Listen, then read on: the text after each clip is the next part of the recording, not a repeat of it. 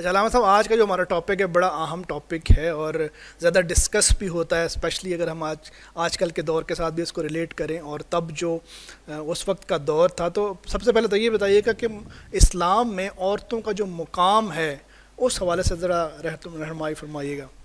دیکھیں کہ اولاً کسی چیز کا بھی مقام سمجھنے کے لیے یا کسی چیز کی بھی کسی کے اندر اہمیت جاننے کے لیے سب سے پہلے دیکھا جاتا ہے کہ ایک جس کی ہم اہمیت جاننا چاہتے ہیں اور دوسرا جس کے ذریعے یا جس کے اندر ہم جس کے گروہ کے اندر ہم جاننا چاہتے ہیں ان دونوں کا آپس میں رشتہ کیا ہے. اگر دیکھا جائے ایک عورت ہے اور دوسرا اسلام اور عورت کا آپس کے اندر جو رشتہ ہے یا آپس کے اندر جو ان کا ایک دوسرے کے ساتھ ریلیٹیو رہنا ہے یہ کیسا ہے. جو ہے کہ اسلام نے ہمیں سکھایا کہ جب ابتدائی اسلام ہوئی تھی، یعنی ابتدائی اسلام کب ہوئی؟ جب حضرت آدم دنیا میں تشریف لائے. بالکل صحیح. تو جب ابتدائی اسلام کے بعد مسلمانوں کا رب تعالیٰ نے ابتدا کرنی تھی تو عورت کو لے کے آیا گیا، یعنی عورت کو رکھا گیا اس کے درمیان کہ ایک مرد اور عورت ملے تب جا کے معاشرہ بنا.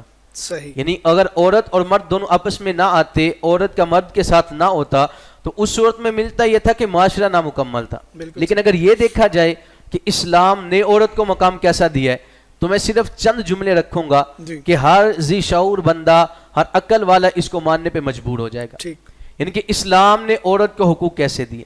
اگر ہم بچپن سے دیکھتے ہیں کہ اگر کوئی سوال کرے، دیکھیں جی بڑے ہو کے تو حقوق ملے لیکن بچپن میں نہیں تھا.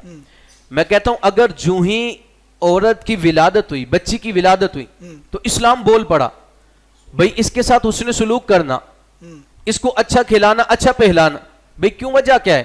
فرمایا رب نے اس کو تیرے لیے رحمت بنا دی ہے. سبحان اللہ. یعنی بچپن میں عورت آئی ابھی بچی کی صورت میں تو اسلام کہتا ہے بھئی اچھے اخلاق سے پیش آؤ، اس نے سلوک اس کے ساتھ کرو. کیوں؟ بھئی تیرے لیے رحمت ہے. ٹھیک ہے، اب تھوڑی عورت بڑی ہو گئی، پھر کہتی بھی بچپن میں حقوق ملے لیکن بڑے ہو کے نہیں ملے. اب بڑے ہو کے حقوق کیسے ملیں گے؟ میں بتاتا ہوں. جو ہی یہ عورت بڑی ہوئی تو اسلام بول پڑا. اسلام کہتا ہے اگر تو نے اس کو پالا ہے، جوان کی ہے، اس کو اب اگلے گھر میں بیچ دے گا تو رب تعالیٰ اس کی وجہ سے تیرے تمام گناہوں کی بخشش کر کے جنت کا ٹکٹ عطا کر دے گا. کیا بات. اب یہ تو تھا کہ تھوڑی جوان ہو گئے. جو ہی ہم آگے بڑھے اب یہی عورت ایک بیوی کی صورت میں آ گئی. اب بیوی کی صورت میں اسلام نے کیسی عزت دی؟ اسلام کہتا اب یہ تیری بیوی بن چکی ہے، اب یہ تیرے لیے نصف ایمان کی محافظ ہے. یعنی پہلے یہ رحمت بنی، پھر یہ جنت کا ذریعہ بنی.